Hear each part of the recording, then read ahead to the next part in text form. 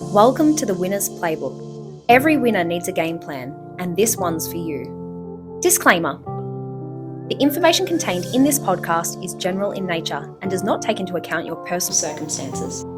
Please head to the show notes if you wish to book in a free 15-minute call to discuss your personal situation.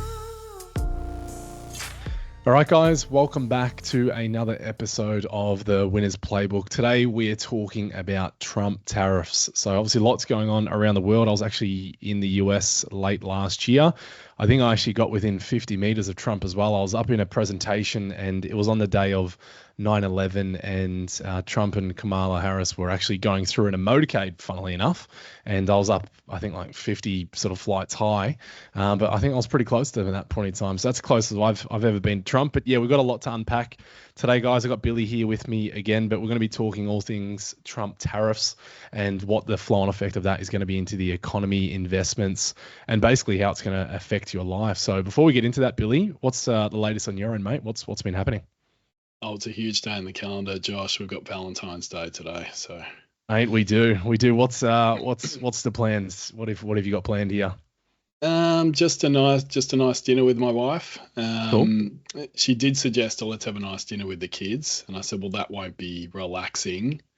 Doesn't sound nice. Let's get them off to bed first, then we'll have a nice dinner. So yeah, nothing too dramatic. How about you? Same. I actually got a recipe off a guy that I know that he's got his own chili business, and I was away with him late last year, and I had probably the best spaghetti pasta mix I've ever tasted in my life. So I'm making a seafood marinara tonight. And now I'm not one that can cook though. So I got the recipe off him. I said, mate, you need to give me line by line what I need to do and when, and then I'll be able to cook this thing. So he's been nice enough to send through the recipe line by line. And then about sort of 5:30 today, I'll get started in the kitchen and hopefully it goes well and the wife's happy, most importantly. But I was curious, Billy, how do you manage to get the kids off early? What sort of early are we talking out of bed? Oh, well, it's not really working these days. We had this golden era where they were both like in bed asleep by like 7 o'clock, 7:30. Yep. Now it's dragging on. It's dragging on these days, so it might be a later dinner. All right, we'll see how we both go. We'll chat on Monday and see how our plans went. But we'll jump into it because obviously tariffs that Trump is talking. He's talking a big game at the moment. There's a lot of talk. It seems like every single day he's coming out with something new. There's a new comment. He's throwing his weight around somewhere, whether it's the Middle East, Europe, Australia. The whole world is really kind of just waiting and watching to what Trump is going to do here. But it could mean a lot of different things in terms of just general items in our day-to-day life getting more expensive if these tariffs are applied. And we're already seeing that happen around the world. It wouldn't even hurt maybe just touching on quickly, Billy. We're talking about the cost of living and how these tariffs can actually affect day-to-day living. But interest rates in Australia are looking like all bets are next week. The Reserve Bank's going to meet and the markets are basically fully pricing in that the Reserve Bank is going to cut interest rates. How about we just quickly just touch on that a little bit, because the markets are pricing in 3 cuts for the year. What are your thoughts on that?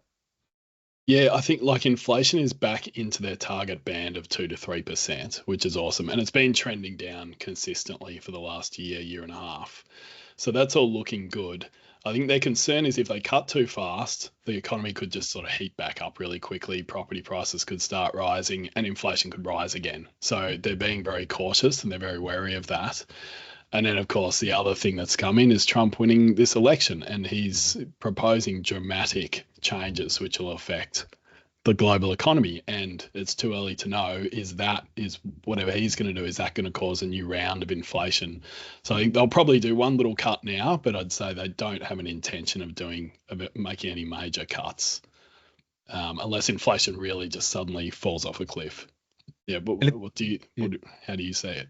Yeah, I was going to say it's also worth noting, like because in Australia, like a lot of people do historically go on a variable rate. So those interest rate cuts do hit the economy a little bit quicker than, say, if you actually compare over into the US. I think you can get like 20 and 30-year fixed rates on a mortgage. So that's why their interest rates actually went further than ours did, and they've also cut quicker. But their economy doesn't necessarily react as quickly as ours does. So it is going to be very interesting to see how the property market, that's probably the big one. Everyone's going to be looking at, like, how does the property market react to that? When you look at the price growth we've actually seen over the last 12 months in a lot of different states has been astonishing, like well above average market rates of return, other than, say, predominantly in Melbourne, which has been flat and gone backwards. Depending on suburbs, we're just talking high level Melbourne. Some suburbs would have grown, of course, but I'm very just keen to see how that market, the market looks at when interest rates start coming down, and that sentiment maybe comes back into the market. But the thing is, interest rates aren't going to come crashing back down to getting a 2% rate on your mortgage. Like, that's definitely not going to happen unless there was a massive shock out there in the economy. But when my clients ask me about interest rates, I say, look, my best guess would be, over the next 12 months, if your mortgage interest rate is between maybe 5 and 5.5%, that probably feels about right. And that's kind of aligning to what the markets are pricing in at this point in time. But it's really all a bit of a wait and see. The markets were always pricing in interest rates were going to fall. It's taken a lot longer than expected. So the markets have been wrong before on the timing and how this looks and feels. So I'm just more one just to wait till it actually happens, and then you make your decisions and adjust accordingly from there. But let's jump into it, Billy. So if we just talk about tariffs to begin, just can you give us a high level understanding of, when we're talking a tariff, what even is a tariff? And then let's just talk a bit about that and what the US is doing at this point in time, and, possible effects on the Australian markets and the average consumer or person. Yeah, there's a misconception with how tariffs work. So essentially, if the US whacks a tariff on Australian imports, for example, it's not a tax that we pay. It's not a tax that Australia pays or anyone here pays. It's if you're a business in the US that's importing something from Australia, you will pay a tax to the US government because you're importing that thing from Australia. So it increases costs on American businesses. So what are they going to do? They're going to pass that on to the consumer. So the end product's going to be more expensive, or they're going to say, well, instead of importing from Australia, maybe we'll import from somewhere else, right, where the tariffs are friendlier. Or what Trump is claiming will happen is they'll stop importing and they'll start making stuff in the US. Like that's what he's saying the goal is. But, easier said than done. Like, you can't just suddenly start manufacturing all these goods domestically in a short space of time. Yeah. So his goal is to bring more stuff back to the US and reduce their reliance on imports. And the other aspect is he's using it as like a negotiating tool with other countries. Right? If you don't give me what I want, I will whack this tariff on all imports from your country, and therefore American businesses might stop buying from you.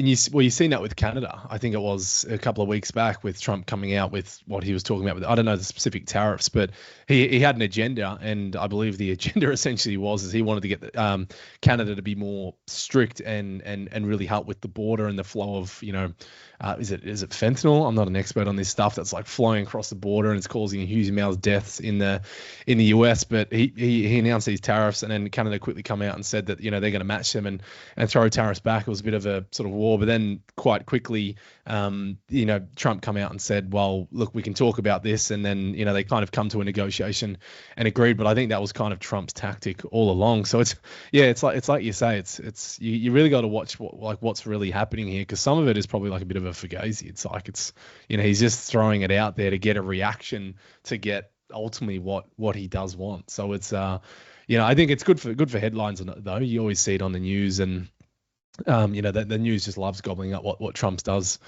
daily, I think. Yeah, exactly. And so what will actually happen, it might be similar to his first term, where there's some disruption to global supply and there's areas where prices go up. And so therefore it is inflationary to some respect. But it's a bit, you're oversimplifying things if you just say, oh, there's all these tariffs, therefore there's going to be higher inflation. Like, there's other things that affect inflation as well. So yeah. And what about before we kicked off today, we're actually talking about like the US debt. So what has that got in relation to this, and just like what are some of the facts that we'll sort of talking about before we hopped on today? Yeah, this is something I've been following for a long time, because what has essentially happened in the US, this dates back to the GFC, right? In 2008, financial markets looks like they're going to collapse, and in the US, their government and their central bank essentially flooded the market with liquidity. Like they created all this money supply, right, to bail out banks and put more money in people's pockets and try and avoid, a total collapse, essentially. Ever since then, the government has been racking up debt every year. And how that happens is they're spending more than they earn, right? They collect X amount in taxes and then they spend X amount on healthcare, education, military, etc.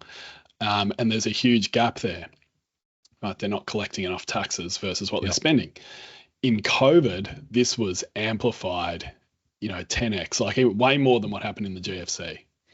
They started flooding the market with money and the deficit and the debt blew out again. And so now they're in like this death spiral where they've got this rapidly escalating debt level. The deficits are getting bigger. So there's a bigger gap between what they're collecting and what they're spending. And the interest rates are higher. So they're paying interest on that debt. Yeah. Hence, they wheel out Elon Musk and Doge, the Department of Government Efficiency. Yep. Tell us about it. Awesome name for headlines. It is. And so he is tasked with, let's fix this deficit and stop this debt from blowing out. That's the idea. And he's coming in and essentially he's been tasked with, let's strip $1 trillion a year out of government spending. Huge. Massive, right? And let's say they didn't do that and they just kept on the same trajectory. Eventually there would be some sort of collapse because they can't keep running up debt at that level. So something does need to happen. Whether this will resolve everything or not, who knows? Because, if you strip $1 trillion of spending out of the system, there's going to be all sorts of effects from that. Yeah. Yeah, so it's quite dramatic, and that will probably have a much bigger effect on the global economy than what tariffs will, I think. Yeah, you're already. Yeah, it's such a big topic, and I think anyone that's quite interested in this, U.S. debt and all of that piece, you should actually have a look at. Have you read Ray Dalio's work on like the long-term debt cycle? Have you seen some of that, Billy? How he talks about bits and pieces. I don't think I've read through the whole book, but no, it's huge. I've heard him on podcasts and things like that. Yeah, but anyone that's interested, that's listening, you should take a look at Ray Dalio's work and what he does in this space, and talks about the long-term debt cycle. And like you said, Billy, at some point in time, there's some sort of correction or collapse that happens, and then there's a reset. But a part of that is also talking about the rise of other global powers, and the big ones are really China and US, and we had the trade war back in the prior Trump administration. And what happened there, but Ray Dalio's got some really interesting work on this stuff and how it plays out. It's definitely above my pay grade, though. I won't lie; it's not stuff that I read on a day-to-day basis. But the Doge concept's quite an interesting one. But do you think is Musk? Is there a bit of like conflict there? Like, what do you think about that with like Musk with Tesla and SpaceX, and he is affected, like his personal worth is affected by some of what's going to be happening here in these tariffs, and is Elon Musk maybe not a fan of tariffs because of what it could do to Tesla? What are your thoughts there? Yeah, it's complicated, that one. Of course, there's massive conflicts of interest there. Huge. Yeah. I mean, Musk oversees some of the biggest companies in the US or corporations or whatever. Like, his businesses are affected, and he's got operations in China and other parts of the world as well. So he's going to be affected by all of this. Yeah. What his motivations are, I don't know. Obviously, he claims, make America great again. That's his only motivation. MAGA. But like, who knows what goes through the minds of these people? Obviously, there are, seem pretty pleased with their positions of power at the moment. But it's interesting. I went to dogetracker.com today to have a look, and essentially he's listing, okay, here's all the areas we've found these savings in the US budget, and the one that's right at the top of the list at the moment, they've found $37 billion of savings. It's a federal employee buyout program. So they've offered 2 million public servants essentially a redundancy package. Wow. 37 billion. Wow. Yeah. And so they're not saying 2 million people are going to take it, but they're hoping a couple 100,000 people will take it. So it's like cutting their staffing costs, right? Yeah. So, wow. Yeah. Jesus, it's like, God, there's so much change. Yeah, there's so much change. But do you think the average Australian then, like, does the average Australian get concerned about Doge and Should we be thinking about what Doge and Elon Musk is up to on a day-to-day basis? Like, how do you play this stuff, Billy? Like, how do we play this as advisors or talking to our clients? Like, what are you telling your clients with all of this? Because I have nearly every client asking me about Trump, and they're concerned about it. More, I would say more so probably concerned than optimistic and positive about it would be my general consensus. But what are you telling clients around some of this? Yeah, good question. Yeah, I'm getting at every meeting as well. Yeah. I mean, how will this affect us? Like, really, I think it's just political. Like, you might see, say, Dutton and the coalition, they might try some Doge light type approach, right? So it's more like that concept of stripping out spending in major governments around the world, that might spread. Like, there might be some sort of contagion of that idea.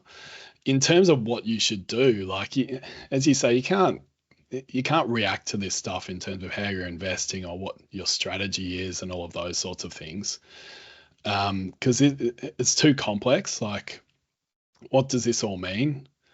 I mean, like, I think back to when Trump had his first term, it was like the world was going to end. Yeah. And what happened? It didn't mean anything for, say, the average Australian household. Yeah. It didn't affect you. Like, you went to work, you kept investing the way you're investing. It didn't mean anything. So we're not changing strategy. And I will say, like, also Trump is pro-business. He's pro-big business. He's up there on stage with all these billionaires. Yeah. He doesn't want to see, corporate profits go down. Like, he wants a stronger economy. Yep. So there's lots of different competing forces, and it doesn't pay to sort of react in terms of what you're doing personally or for your family, I don't think. Yeah, I don't think it's ever a good strategy. Like, just in general, just being reactive like that, like the day to day. And that's why, like we were saying, I was chatting before we came on here, and, I look at the headlines of what's happening every day. Like, I generally just look across a couple of the news sources, look at the AFR and to see the big market movers, but I don't really dig down into the nitty gritty because, like Trump coming out and saying things, then he just backsteps on it the next day.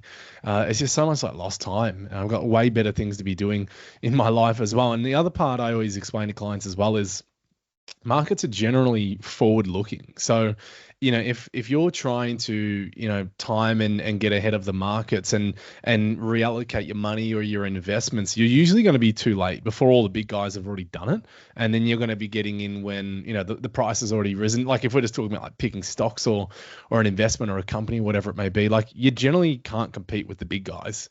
Like, you might get lucky every now and then, but you're generally not going to be competing with these big funds that are spending billions and billions of dollars every year with data and analytics and all of that stuff running behind the scenes to try and predict this stuff into the future. For the average day-to-day person, I wouldn't read too much into it and get lost in that, because you can easily become probably quite cynical, I reckon, if you just consume all of that news and media. I don't know about you, Billy, but I try to stay away as best as I can, but obviously have to be sort of privy to what's happening just because of our role. But I'm not one that really goes down these rabbit holes and gets stuck into it, because I think it's more of a net negative than an actual net positive most of the time. And if something ends up happening, well, reacting after the fact's probably not going to do any great justice. What do you think there? I agree with all of that. I go down these rabbit holes, but it's definitely not a net positive for me. Yeah. I mean, it's nice to be across some of this stuff, and it's good having these, a bit of conversation around this with clients and so on, but for sure, it really doesn't affect investment strategy or anything like that. Yeah. And even with investment strategy, like we lean on consultants and so on for that sort of thing. And it's not what a politician or what the president says or whatever isn't really not a factor. Yeah. And if you look at like the major investment themes at the moment, like AI is huge, right? And that's going to create efficiencies across all sectors globally. Transition to renewable energy, all that's not stopping. It doesn't matter what Trump or Musk says or does. That is not stopping. Yeah. Right. And that feeds into what markets do and so on. So a lot of these things are actually bigger than Trump and bigger than Musk. Exactly. These just two people. Like these things are just that's the way that the world is ultimately going. But what about if Trump's we know these tariffs are going to start happening. What do you think actually Australia does in that situation? So tariffs start being applied. Do we as Australians or Australian business, do we start looking elsewhere? Like, have you seen, like, in the past when these tariffs have occurred, what's like generally been reaction, or what's happened? Can you touch a bit on that, Billy? Well, I mean, I was thinking, what do we import from the US? Mm-hmm. And it's like one of the biggest ones is planes. Like Yeah, Qantas and sure. Virgin are buying Sure. Boeing planes, or like you're seeing a lot more American cars, for example, on the road. They're some of the biggest imports. So, what happens in China has a much bigger impact on Australia as Yeah. opposed to what the US is doing with tariffs. Yeah. So I'd say the play between, or the relationship between the US and China is probably the bigger factor, More the as one to opposed to watch. the relationship between the US and Australia. So you're telling me plane tickets could go off a bit here, Billy? Is that what we're talking about? Or Yeah, maybe. geez, I go over to Philippines to see our team over there, the offshore team, not next week, the week after, and then I'm in Thailand. But I think I'm on about 9 flights in the space of 10 days. So they're already booked. So at least I'm covered there. But moving forwards, that maybe not be a financially savvy thing to do with plane tickets go up. But it's interesting you raise about the China situation though. Like, we're talking about Trump tariffs, and the US, but like you said, the China is a bit more important to Australia. Do you just want to like lightly touch on why that is? Like, what is that relationship, China, Australia? Why is that a bit more important to understand that dynamic, as opposed to just Trump throwing down tariffs on other countries? China, well, like Australia's biggest customer is China. Like, Yep. that's where the highest value of our exports go. Yeah. Like iron ore and coal being two of the main ones. And one of China's biggest customers is the US. Mm-hmm.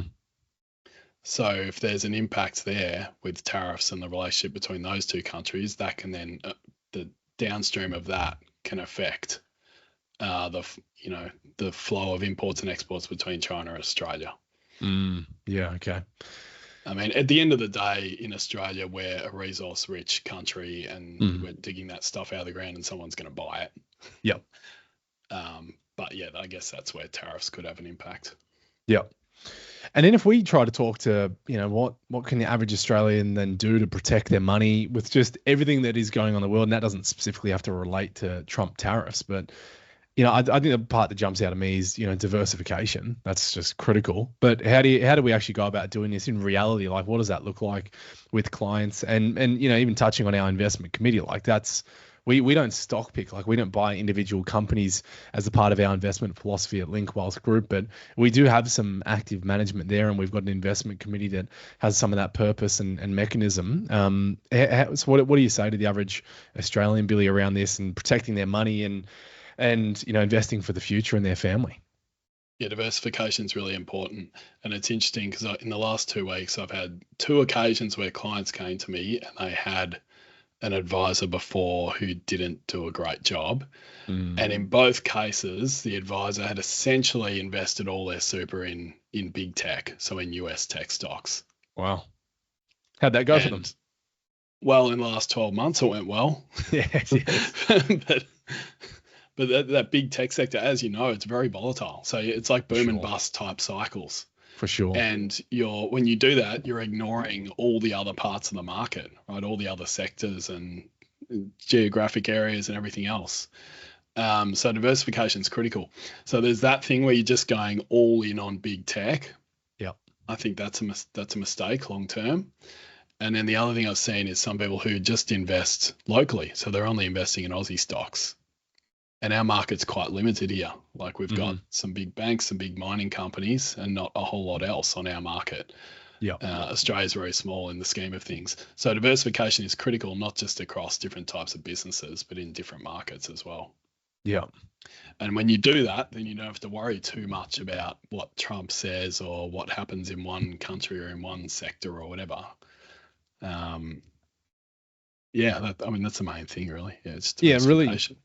You're only worried if you've gone all in, or you've got a big bet on a certain play or company that could be hit by a, if a tariff happens in a certain country. If you're, I suppose if you're ever betting the house on something though, that's just a risky play regardless of what's happening out there in the world. It's you can pay off, but it can also, you lose it all. And we send out our the market returns, or our usual monthly update to all of our client base in terms of what's happening, in the markets and annual returns and sector movements, etc. And I'm just looking at the returns as we speak, and this is talking to your point, Billy, around not just being Australian shares, because that's the thing. There's an inherent bias for Australians.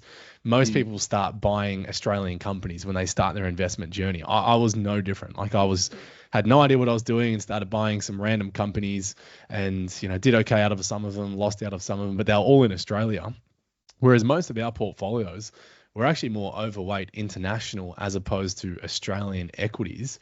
And if you look at the returns, and I'll rattle these off just quickly, going back over the last 5 years, you've got the Australian share market 15.2 over the last 12 months.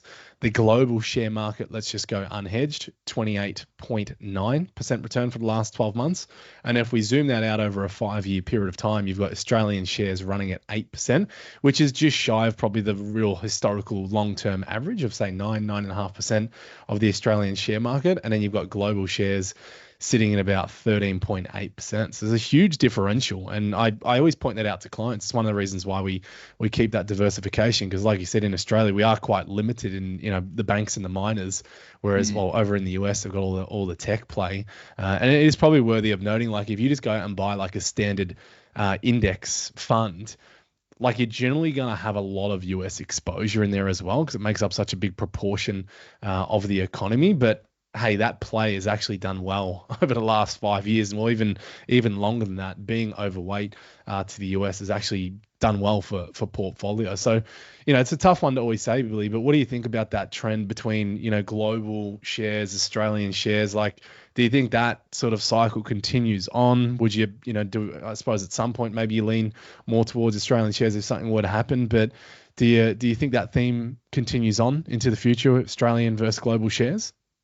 I still feel like global will outperform Australia, just because our share market's got these sort of old school businesses, right? Just big banks that do residential home loans, Woolworths, and there's some growth there, but it's never going to blow it out of the water, right? It's in that tech space or whatever. That's where the bigger returns are likely to be.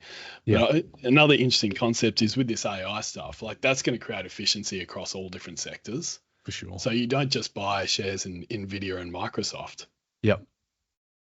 Because like NVIDIA and Microsoft are going to face competition too, right? As more players enter that space. So you want diversification. You want to be investing in businesses that are going to derive those benefits from AI. Yeah. So they're the sorts of things we think. That's just one example, but they're the sorts of things we think about. And so we kind of need diversification is really important. Yeah, we kind of need our own sort of Silicon Valley here in Australia, maybe. Exactly. Well, you did say on the last podcast, Billy, that you did coding, didn't you, at uni? You did a coding course. I didn't go too well.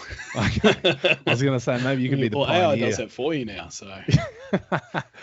Oh, no, that's good. I had a thought. I'm just saying if it goes past me now. I had a thought actually around that, but me thinking of young Billy with long hair coding kind of threw me off from when you told me on the last podcast. But obviously the diversification absolutely critical. Yeah, that AI is obviously a big theme. DeepSeek coming out, the Chinese version of AI. That's a big sort of news story that came out in the last couple of weeks, and that's just another reason why you don't just bet everything on one company, because if at any point in time there's all these competitors and something comes through and then it completely rocks the economy, all that your investment. But I think competition is actually a good thing. So you want that healthy level of competition. And to your point, just before we close out, like diversification is key. Like there's a lot of things you can invest in out there in the universe. Like you've got, putting money in a cash account still does give you, say, a 5% return, which is nice and safe. You got term deposits, similar, but that's all coming down.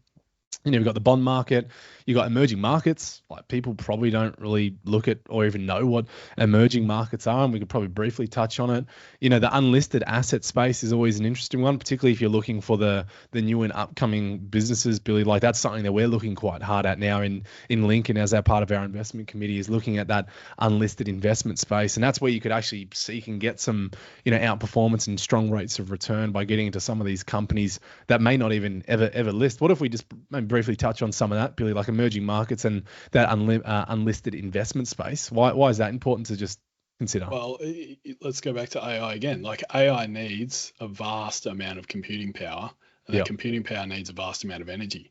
So you can buy the real assets, like data centers, land.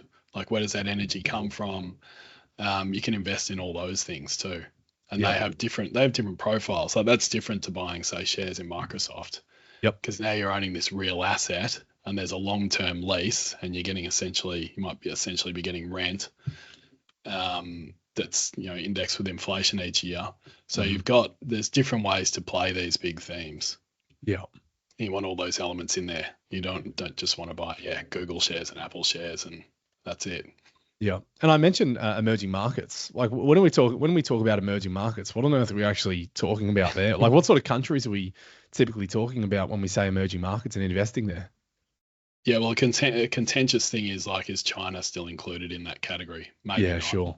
Sure. Yeah, but India, parts of South America, parts of Asia. Yeah, just I guess economies that we wouldn't consider to be like mature Western economies. Yeah. But what it essentially means is those countries and those economies potentially are becoming wealthier, and therefore there might be more growth to tap into there. So when you invest in emerging markets, you're buying shares in companies that have a big presence in those parts of the world. Which, worthy of considering and noting that, like, typically in our portfolios, we don't have a huge overweight exposure into things like emerging markets, but having little chunks in those areas is just, and then again, a great way of diversification. Another part that I wasn't really going to touch on, but it's probably worth mentioning, like with the Trump administration, they're like a lot of talk on cryptocurrency, and we're not going to get into cryptocurrency on today's podcast. But Doge is not to be confused with Dogecoin, which I don't know what the value of that cryptocurrency is. But maybe at some point over this year, we will do a podcast on cryptocurrency and actually get some people in this space that do know a lot more, particularly than me, I would say, around it. But any thoughts on just the US and some of what's been spoken about there, Billy, with being pro cryptocurrency? And did Trump come out and say that he was going to make it like the capital of the world, the crypto capital of the world? Is that what he said? Yeah, it sounds like, I don't think he's spoken about that for a few weeks, which seems like an eternity in the news cycle. It does. But like he did say they were going to build a strategic Bitcoin reserve, and he was going to be your first crypto president, and all these grand statements. But we haven't heard too much about that since he came into office. So we'll see. Yeah, we'll wait and see some of this. And he did. I remember seeing there was the Trump coin that actually come out. I don't know if you've seen the Trump coin that come out just after the election. Seems like a scam, that one. And I think it's just been an old school sort of pump and dump. I'm actually just having a quick look on there if I can even see it. Maybe it's gone now. Full disclosure, I didn't put any money into it, but I seen it rising up and then it just absolutely tanked. So I guess the key theme there, guys, is just know what you're actually investing in and don't invest in things you don't understand.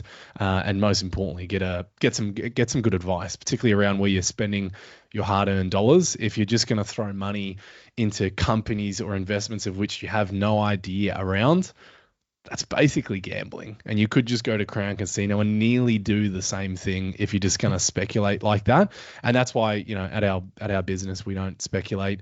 We, typically are investing in managed funds, ETF type investment options that hold, 50, 100,000 companies at once, as opposed to just buying any just direct company in itself, which can be quite risky, but there are some people out there that can do it well over the longer term. But in closing, Billy, any final thoughts there, mate, before we wrap up?